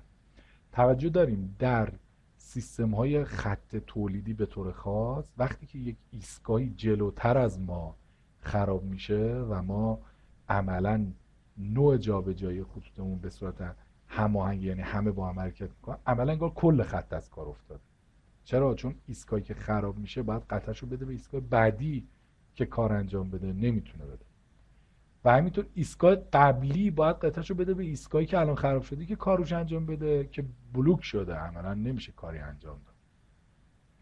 بنابراین بحث درد استرس بودن یا اویلیبیلیتی به خصوص توی خطوط تولید فوق‌العاده بحث مهمیه و حائز اهمیت فراوان که باید بهش توجه ویژه بشه. خیلی خوب، اینم از تعریف در دسترس بودن. یکی دیگه از معیارهای تولید بحث ظرفیت تولید هستش که چطوری تعریفش میکنیم؟ میگیم بیشترین نرخ خروجی یک تأسیسات تولید، بیشترینش، حالا یا خط تولید، مرکز کاری یا گروهی از مرکز، تحت یک سری از شرایط کاری مفروض. این شرایط کاری مفروض منظورمون ایناست. مثلا ما میخوایم ببینیم ظرفیت تولید این کارخونه برای مثلا کار یک شیفت در روز، 8 ساعت هر شیفت و مثلا 5 روز کار در هفته چقدر میشه. این ظرفیت مقدار نامی تولیده، نه اینکه واقعا خروجی خطمون این تعداد بوده. این داره میگه در شرایط ایدئال اگر هیچ خرابی فرض کنید توی کارخونه اتفاق نیفته، هیچ نوع سستی و نمیدونم وقفه‌ای که ناشی از خطای انسانی و غیره باشه نباشه توی کار، بیشترین نرخ خروجی یک سیستم تولید چقدر میشه؟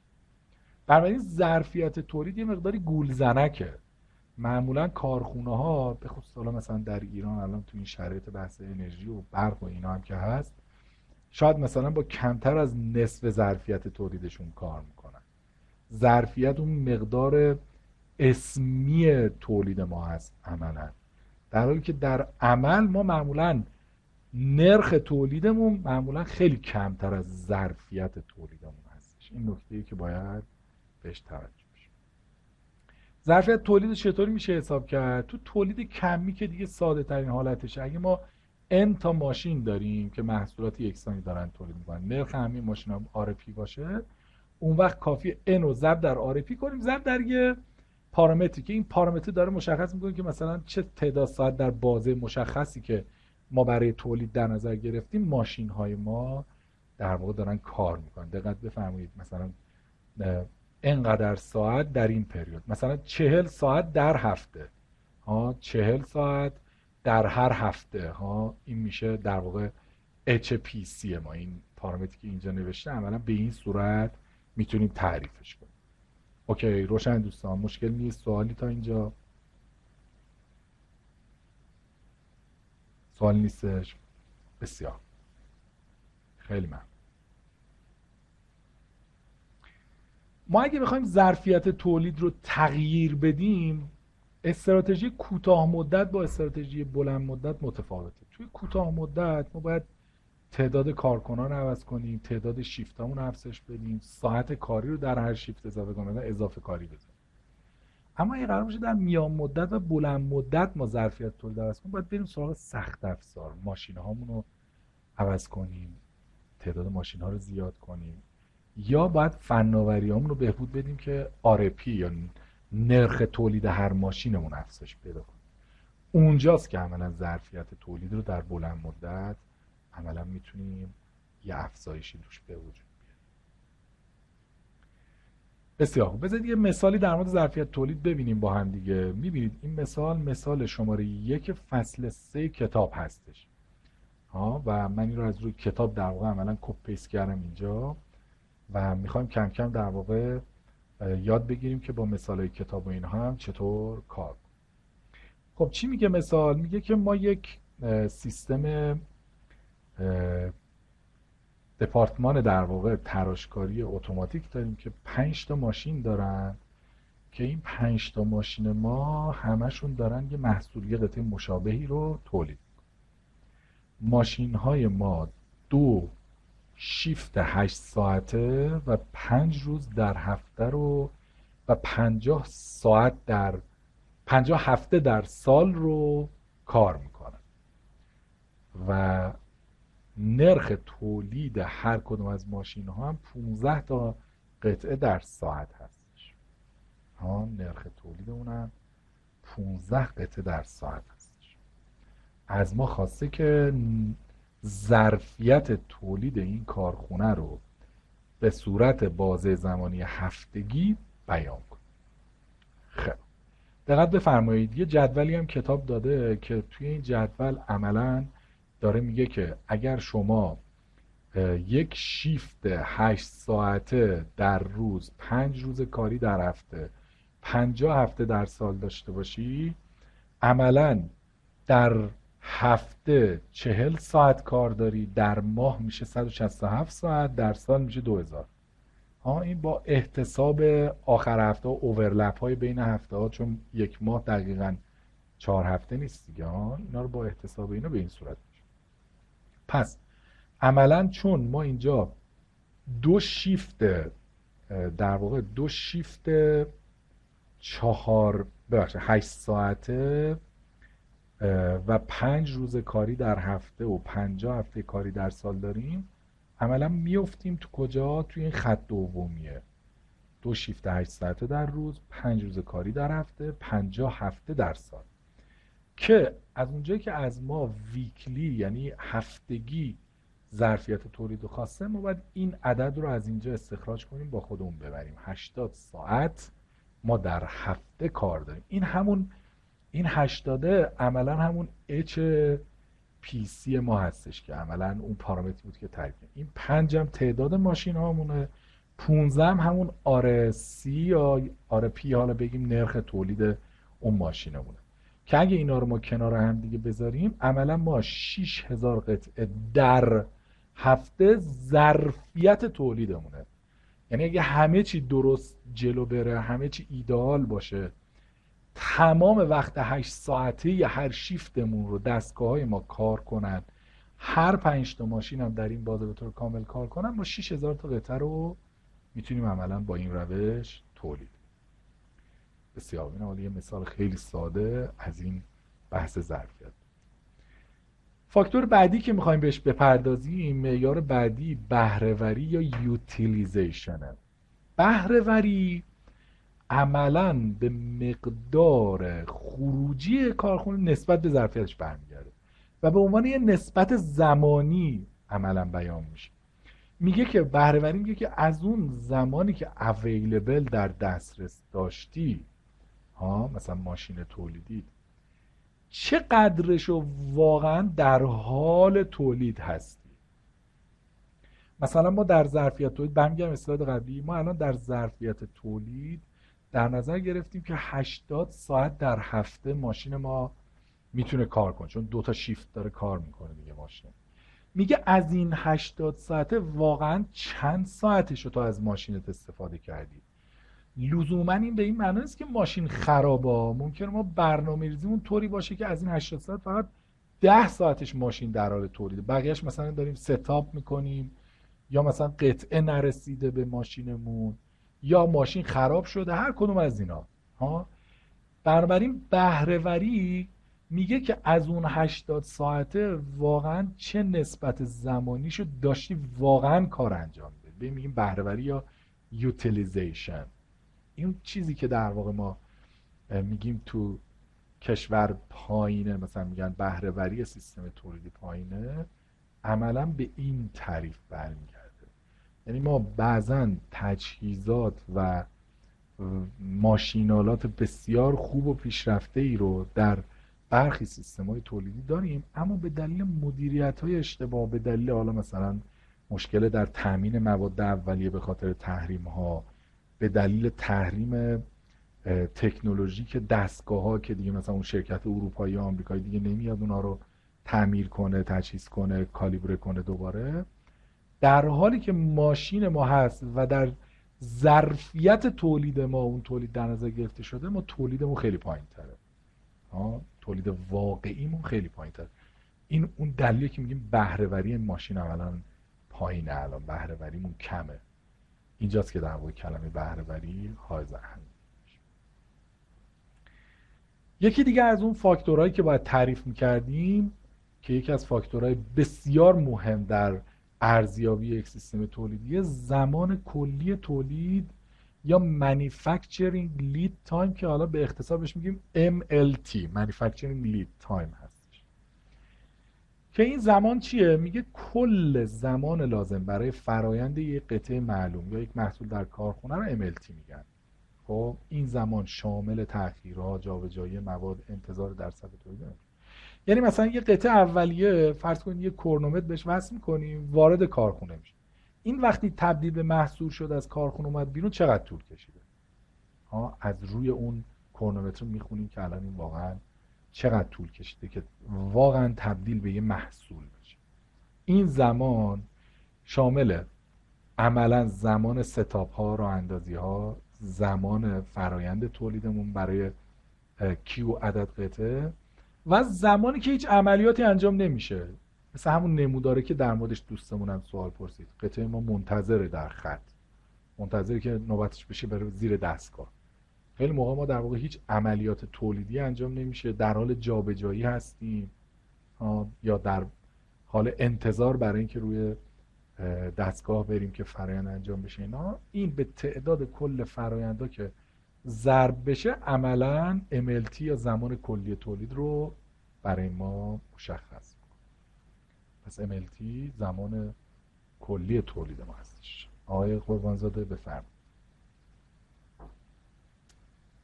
اصلا راجع به همین فرمولی که الان اینجا هست، این در حالتی که زمان تولید همه ماشین ها مساوی باشه به این صورت استفاده میشه دیگه. بله. اگه زمان متفاوت باشه نباید با یه زیگما اینا بیان کنیم، بگیم که هر کدوم از ماشین ها به طور خاص محاسبه خودشون انجام بشه، جمع بشن با یه فرمول زیگما. بله درست میفهمم. همینطوره، ما اینجا در واقع داریم میانگین گیری میکنیم دیگه، یعنی یه نمونه داریم عملا ارائه میکنیم. یعنی مثلا اینجا TSU میانگین همه TSU هاست، TSC میانگین همشونه، TNO به همین صورت که بعد برای n تا فرآیند، مثلا 5 تا فرآیندی که داشتیم اومده میانگین گیری شده. به قول شما اگه قرار باشه در واقع ما در واقع ماشین‌ها خیلی متفاوت باشه زماناشون، عملیاتشون، به جای این NO اینجا باید یه سیگما بزنیم، مثلا سیگمای n از 1 تا NO، یعنی مثلا 5 تا ماشینی که داریم، بعد اون موقع عددهایی که اینجا میذاریم مثلا TSU و اینا برای هر کدوم از اونها به صورت دقیق میتونیم اینجا قرارش بدیم. اوکی، بنابراین اینجا بیشتر بحث میانگینگیه، برای اینکه میخوایم یه نمونه‌ای ببینیم که یاد بگیریم که چطور میشه زمان مثلا MLT رو حساب کرد. اگر نه باید توجه داشته باشیم که تازه این زمانها حتی مثلا برای عملیات اول هم ممکنه این عددا ثابت نباشه. یعنی خود مثلا TSU ها، زمان ستاپ، ممکنه تابعی از زمان باشه، ممکنه تابعی از نوع قطعه‌ای باشه که میخواد تولید بشه، ممکنه تابع خیلی چیزای دیگه باشه. یعنی میشه اینو هی پیچیده و پیچیده و پیچیده ترش هم کرد. ما داریم یک نمونه کلی ارائه میکنیم برای اینکه یک دید کلی توی این درس در واقع برای این زمانها پیدا کنیم. بخشای مثلا کنترل فرآیند و در مهندسی صنایع خیلی با جزئیات بالایی به این موارد میپردازه. جواب دادم سوالتون رو؟ بله خیلی متشکرم از لطف شما. مرسی. سلامت باشید. خیلی خوب، یه مثال هم ببینیم از اینجا. حالا اینجا خواهیم دید که در واقع هر وقت میخواد این عددا رو بده یه اوریج میذاره قبلش که سوال شما رو هم جواب بده. همونطور که میبینیم میانگین این عددا میانگین گیری شده است. خب میخوایم مانیفکتچرینگ لید تایم رو حساب کنیم یا زمان کلی تولید. میگه که یه قطعه مشخصی داره تولید میشه تو دسته های 100 تایی.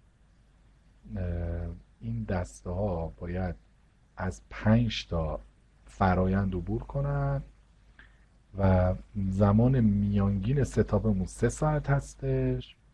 زمان میانگین هر کدوم از فرآیندامون 6 دقیقه است. زمان میانگینی که قطعاتون هم ثابته، هم توی عدد قابل ملاحظه 7.5 ساعت. یعنی فرایند در قطعه 6 دقیقه است، زمان انتظارش 7.5 ساعت. بعد گفته که زمان کلی تولید رو برای یک دسته کامل حساب کن. فرض کن که این پلنت ما 8 ساعت در روز و 5 روز در هفته داره کار.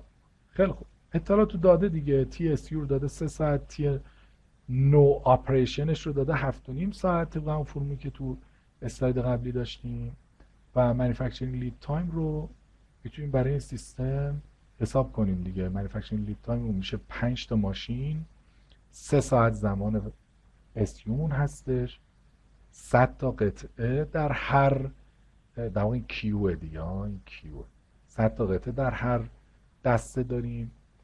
6 دقیقه زمان فرایند هر قطعه است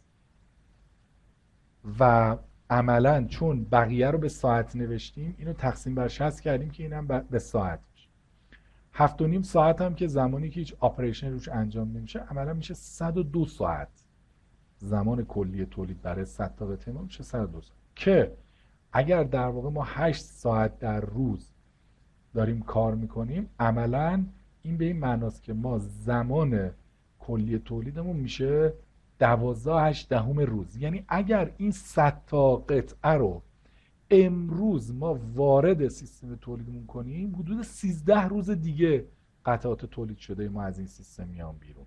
اوکی، معنا مفهوم زمان کلی تولید اینه. MLT MLT داره اینو میگه اگه من امروز 100 تا قطعه رو ماده اولیه‌شو بدم وارد سیستم تولیدی، 13 روز دیگه محصولات تولید شده از این سیستم میاد بیرون. اوکی، روشن دوستان؟ خیلی خوب، در نهایت بریم سراغ موجودی در حال فرایند. یکی دیگه از فاکتورهای مهمی که باید بهش پرداخته بشه work in process یا به اختصار WIP. WIP برخلاف زمان میاد روی تعداد کار میکنه. میگه اگه من الان از یه سیستم تولیدی از بالا عکس بندازم در حال حاضر در کارخونه چند تا قطعه در حال فرایندن یا بین عملیات‌های تولیدی در حال انتقالن یا منتظرن و غیره. یعنی تعداد قطعاتی که توی کارخونه من الان یا داره روشون یه فرآیندی انجام میشه یا بین ایستگاه کاری دارن منتقل میشن یا منتظرن نوبتشون بشه که وارد یک ماشین بشن. به این میگن WIP یا موجودی در حال فرآیند. موجودی در حال فرآیند هم خیلی راحت میشه پیدا کرد. کافیه که MLT یعنی زمان تو کلی تولید رو تو نرخ تولید ساعتی کارخونه ضربش کنید. production rate per hour، نرخ تولید ساعتی کارخونه. اگه تو اون ضربش کنیم عملا موجودی در حال فرآیند رو میده. مثال هم ازش ببینیم، تو مثال شاید بهتر جا بیفته. مثلا چی میگه؟ میگه که اون مثال قبلی که دیدیم فرض کنیم که در واقع یک نمونه مناسبی، نماینده مناسبی از بقیه بخشای کارخونه باشه. ما الان به طور متوسط تعداد قطعاتمون در هر دسته تولیدی 100 تاست. اوریج ستاپ تایممون 3 ساعت. اینو دیگه تکراریه دیگه. 5 تا فرآیند برای هر قطعه، هر فرآیند 6 دقیقه طول میکشه، 7.5 ساعت هم که نان آپریشن تایم. بعد میگه the plant has 20 production machines که این کارخونه 20 تا ماشین تولید داره. that are 100% utilized. میگه یوتیلیزیشن یا بهره‌وری این ماشینا 100%. یعنی تو طول شیفت کاری فرض میکنیم که 100% زمانشون قابل بهره برداری، خواب ندارن. and it operates 40 hours per week. میگه هر کدوم از این ماشینا هم 40 ساعت در هفته کار کنه. مطلوب است محاسبه نرخ تولید هفتگی این کارخونه و WIP، یعنی همون چیزی که الان در موردش صحبت کردیم، این آخری قطعات در حال فرآیند دیگه. WIP، قطعات در حال فرآیند. خب نرخ تولید رو که راحت میتونیم پیدا کنیم. چجوری به دستش میاریم؟ عملا کافیه که TSU رو ضرب کنیم در 60 که تبدیل به دقیقه بشه، به اضافه کیو ضرب در TSC تقسیم بر کیو، برای اینکه میخوایم برای هر قطعه در بیاریم دیگه ها. نرخ تولید به ازای هر قطعه میشه، در واقع زمان تولید به ازای هر قطعه میشه 7 تا 8 دقیقه، که اگه 60 رو تقسیم بر اون کنیم میشه حدوداً 7 و 7 دهم قطعه در ساعت ها. اگه این 60 رو من اینجا نمیذاشتم عملا میشد 1 تقسیم بر 7 ها، که میشد اینقدر قطعه در دقیقه. چون اون 60 رو گذاشتیم اینجا، این میشه ساعت عملا. این برای هر ماشین. حالا اگر نرخ تولید هفتگی رو با در نظر گرفتن این که این اعداد اوریج هستن و این حرفا و برای 20 تا ماشینمون لحاظ کنیم، 20 تا ماشین داریم ها، هر ماشینم 5 دقیقه 5 تا آپریشن داره، عذرخواهی میکنم، برای هر ماشین 5 تا آپریشن باید در نظر بگیریم. عملا ما 30 قطعه در ساعت میشه نرخ تولید هفتگیمون، که اگه در MLT که در مثال قبلی حساب کرده بودیم، زمان تولیدی که در مثال قبلی حساب کرده بودیم رو ضربش کنیم، عملا چیزی که ما بهش میرسیم چیه دوستان؟ در واقع در این 40 که در مثال قبلی حساب کرده بودیم، عملا نرخ تولید هفتگیمون میشه چند قطعه؟ 1231 قطعه در هفته. این در ساعتش بود، ضرب در 40 کردیم شد در هفته. عملا مونده حالا تو اسلاید بعدی که ما این رو ضرب کنیم در MLT تا به ما چی رو بده؟ تا به ما WIT رو بده. یعنی الان ما اینجا یوتیلیزیشنمون 100%، همین RPPH که تو اسلاید قبلی حساب کردیم و تو مثال قبلی باید ضرب کنیم، که عملا به چه معناست؟ این داره میگه که 3154 قطعه در حال فرایند در این کارخونه همواره وجود داره. یعنی مثلا یه دونه قطعه نهایی خارج میشه، از اون ور یه دونه ماده اولیه، در واقع مواد اولیه یا قطعه اولیه‌مون وارد میشه داخل خط تولیدمون یا سیستم، هر نوع سیستم تولیدی که داریم. و همواره اگه عکس بگیریم از این کارخونه، 3154 تا قطعه در حال فرایند توی این کارخونه ما همیشه داریم. روشن دوستان؟ سوال نیستش؟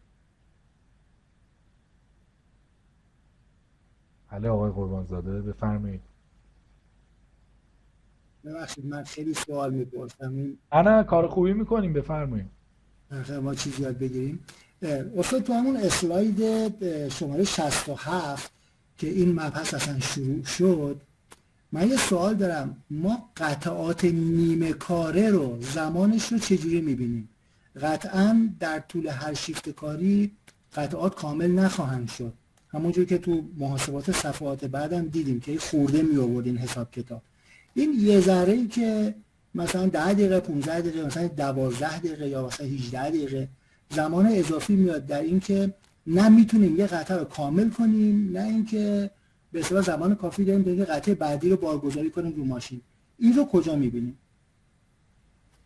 بله، منظور شما اینه که مثلا هر قطعه ما فرایند 6 دقیقه طول میکشه. خب بعد فرض کنید اصلا، حالا خیلی برای اینکه مسئله رو ساده تر من بگم بقیه دوستانم متوجه بشن، منظور شما اینه که فرض کنید هر قطعه من 6 دقیقه زمان فرایندش طول میکشه و بعد ماشین من کلا 10 دقیقه در دسترسه.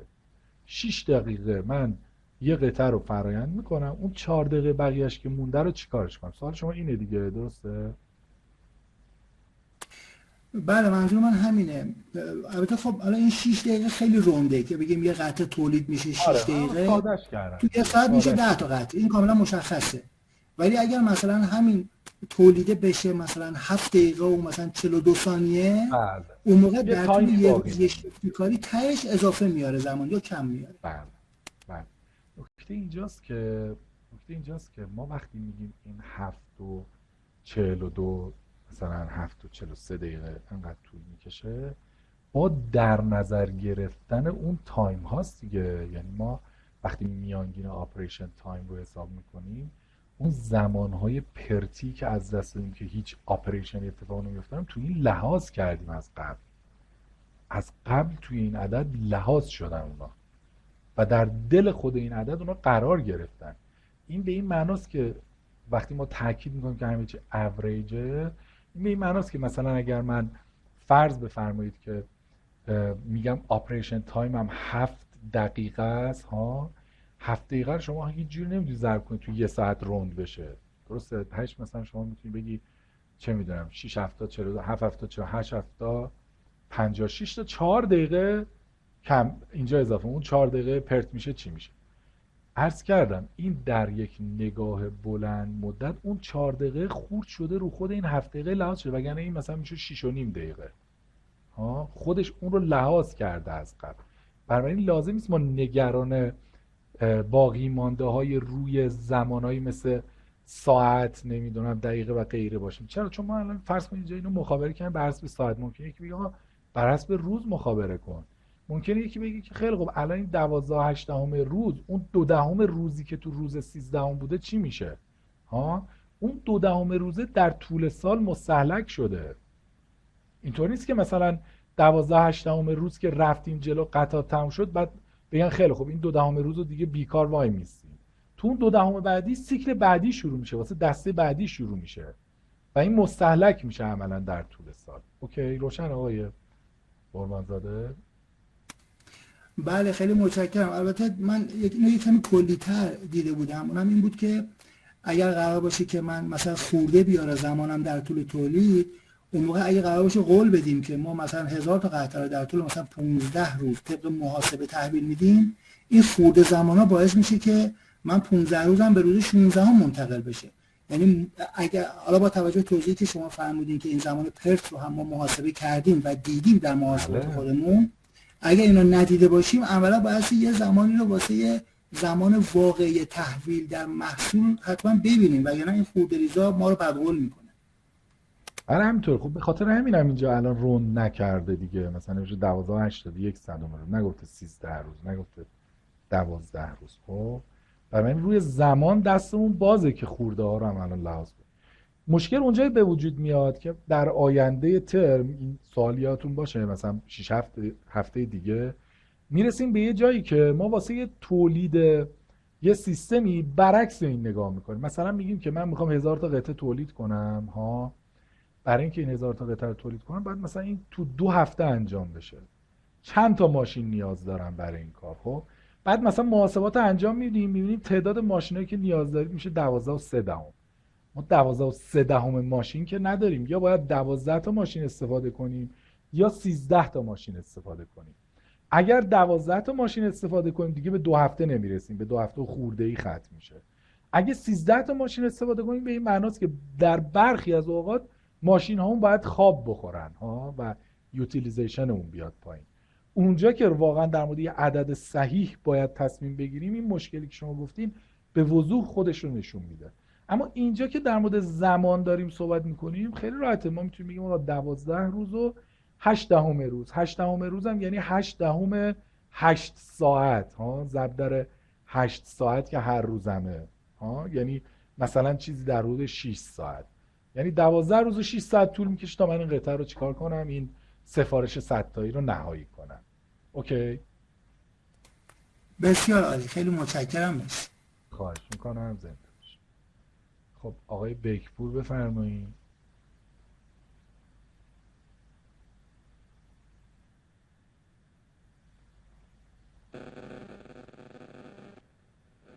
سلام استاد، وقتتون بخیر. صدای من داری؟ بله بله هست. خسته نباشین. استاد یه سوال داشتم الان برای این موضوع که فرمودین تعداد قطعاتی که در کل سطح کارخونه در گردشن. خب مثلا ما حالا زمان کل تولید یا زمان مثلا تولید هر قطعه، اینا خب یه چیزای واضحیه که ما نیاز داریم بدونیمشون و مثلا توی قیمت تمام شدن و هزینه‌هایی که داریم برای هر قطعه می‌کنیم خب اهمیت داره. اما این تعداد قطعاتی که در کل سطح کارخونه مثلا در حال گردشن چه کاربردی برای ما داره؟ یعنی بله. کجا ازش استفاده بسیار خوبیه. میگن که در واقع این WIP که ما به عنوان یه معیار برای کارایی سیستم تولید داریم در نظر میگیریم چه معنایی داره و چه دردی میخوره؟ خب توجه داشته باشید، 2 تا خط تولید رو در نظر بگیرید که این 2 تا خط تولید نرخ خروجی یکسانی دارن ها، یعنی مثلا اگه وایسی انتهای خط هر کدومشون برای اینکه حالا مثلا همش خودروان نشه فرض کنید مثلا چه میدونم یه خطی که داره بطری نوشابه تولید میکنه. این خطا وایستادی در انتهای خط، هر دوتاشون نرخ تولید یکسانی دارن، هر دوتاشون مثلا در دقیقه 10 تا بطری شیشه نوشابه دارن تولید میکنن و بنابراین در واقع از این بابت شبیه همه. اون وقت زمان کلی تولیدشون هم شبیه همه. مثلا از اون موقعی که ماده اولیه از کوره مذاب ریخته میشه توی قیف اول، فیدر اول خط تولید اینا، تا زمانی که همون شیشه نوشابه میاد بیرون از خط مثلا 1 ربع طول میکشه فرض کنید. هر دوتاشون با هم دیگه حتی زمان کلی تولیدشون هم با هم دیگه یکی باشه.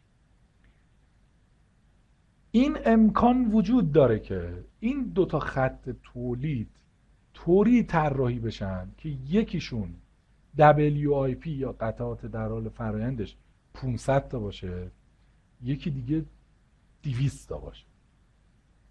و این به این معناست اون خط تولیدی که نرخ تولید یکسانی داره، زمان کلی تولید یکسانی داره و در عین حال شما رو مجبور میکنه که در آن واحد 500 تا بطری نوشابه رو جابجا کنید، نگهداری کنید، خنک‌کاری کنید، حمل کنید و غیره. معلومه این خط بازدهی کمتری داره، معلومه این خط دردسرای بیشتری داره تا خطی که فقط 200 تا قطعه، حالا قطعه اینجا من شیشه نوشابه رو میسازم، 200 تا شیشه نوشابه رو توی خطش داره جابجا. بنابراین برای MLT یکسان، برای نرخ تولید یکسان، هر چقدر WIP کمتر باشه نشون دهنده اینه که این خط داره درست‌تر عمل میکنه. درسته؟ این به نظر واضح و بدیهی میاد دیگه، نه؟ برای همه این به نظر میاد که واضحه. حالا میخوام یه خورده ذهنتون رو قلقلک بدم. حالا یه کیس دیگه ای رو نگاه کنیم. فرض کنیم که این خط تولید ما مثلا ایستگاه پنجمش برای 2 دقیقه از کار بیفت. اون وقت اون خطی که قطعات در حال فرایند بیشتری داشته باشه، یعنی WIP بیشتری داشته باشه، ممکنه که ایستگاه ششم به بعدش همچنان قطعاتی داشته باشه که نرخ تولید کمتر افت کنه، تا زمانی که به شرطی که در واقع ما ذخیره سازهای موقت داشته باشیم توی خط‌ها، تا زمانی که ما در واقع تعداد قطعات کمتری توی خط داشته باشیم.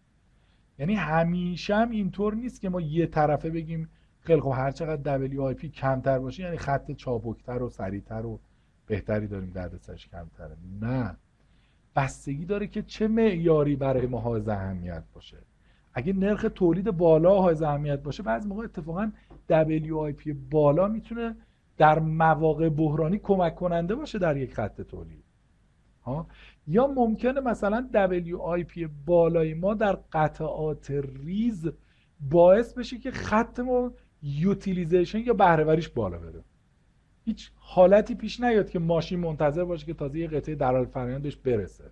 همیشه تو صف قطعاتی باشن که مورد فرآیند قرار بگیرن. دقیقاً گفتم تو قطعات ریز، یعنی جایی که خیلی هم فضای وحشتناک بالایی رو نخواد به خودش اختصاص بده. تو قطعات ریز مثلا ممکن توی یک جعبه در یه بینی تعداد زیادی قطعات در فرآیند ذخیره داشته باشیم، بلافاصله لود کنیم روی ماشین و کارمون رو جلو ببریم. نمیدونم تونستم برسونم و جوابتون رو دادم آقای بکپوری؟ بله خیلی ممنون، متشکرم. خواهش سلام. خب حالا همینجا یه سری نکات هم توی این مسئله نوشته، این نکات هم بد نیست با هم یه مرور کنیم. میگه که یه سری مشاهداتی رو ما از این حل این مسئله داریم میبینیم. تو بخش اول میگه با در نظر گرفتن که ما بهره‌وری رو 100% در نظر گرفتیم، نرخ تولید هفتگی که حساب کردیم که 1200 قطعه بود، این عملا همون پلند کپاسیتی مونه دیگه، یعنی ظرفیت رو از این بیشتر که دیگه نمیتونیم تولید کنیم که، درسته؟ چون بهره‌وریمون رو، یوتیلیزیشنمون رو 100% در نظر گرفته بود. این نرخ تولیدمون. در غیر از حالتی که این 40 ساعت کار در هفتهمون رو افزایش بدیم، دیگه نمیتونیم از این بیشتر ما تولید کنیم. یعنی ما عملا اگه میخوایم از این 1230 تا قطعه در هفته تولیدمون رو ببریم بالاتر، باید اون 40 ساعت کارمون رو بیشتر کنیم، مثلا شیفتمون رو زیاد کنیم، نمیدونم 2 تا شیفت کنیم یا اضافه کاری در نظر بگیریم و غیره. این یه نکته.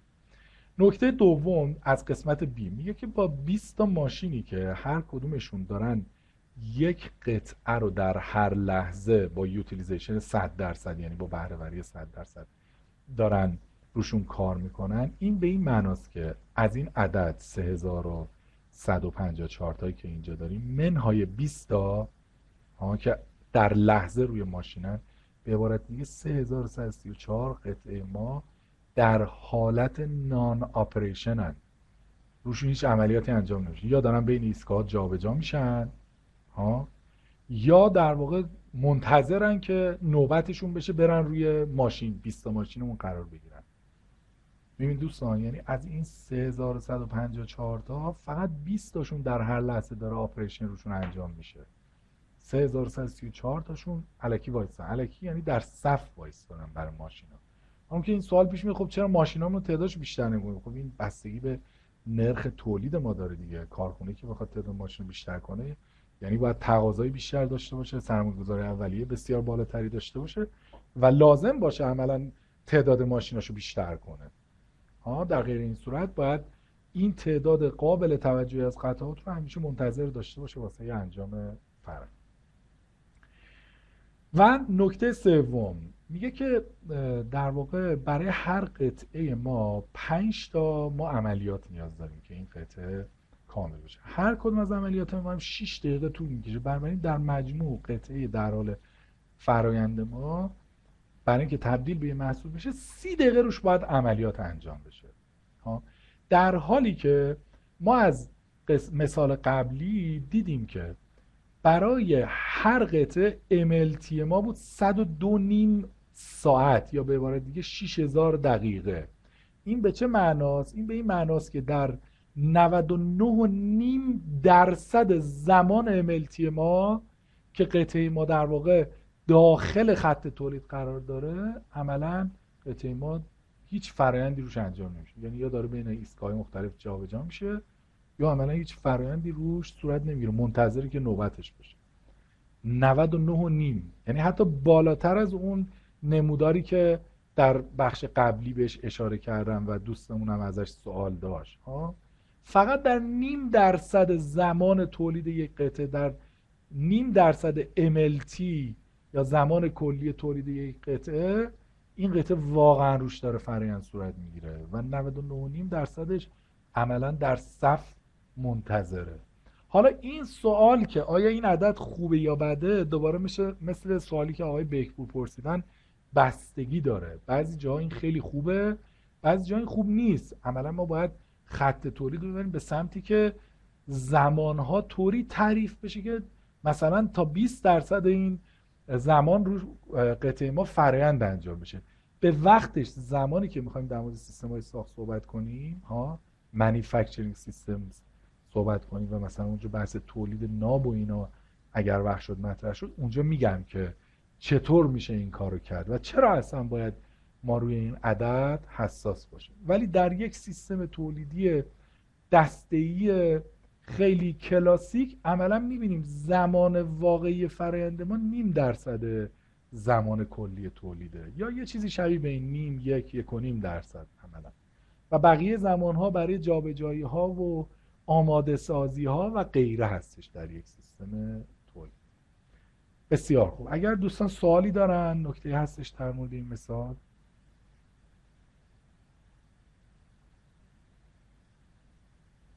خیلی خوب. ما همینجا پس بحث رو متوقف کنیم. از ابتدای جلسه آینده میخوایم یه خورده نگاه اقتصادی داشته باشیم، هزینه های تولید و اینها رو ببینیم با هم دیگه، یه خورده عدد و رقمی، حساب کتاب مالی با هم داشته باشیم، ببینیم که تولید از نقطه نظر اقتصادی و هزینه‌ای چطور میتونیم ما ارزیابی کنیم که چقدر بهینه داره کار میکنه یا بهینه نیست عملا. بسیار خسته نباشید عزیزان. با در واقع همین جمله پایانی انشالله ما جلسه رو ختم کنیم و انشالله بقیه بحث میمونه واسه هفته آینده.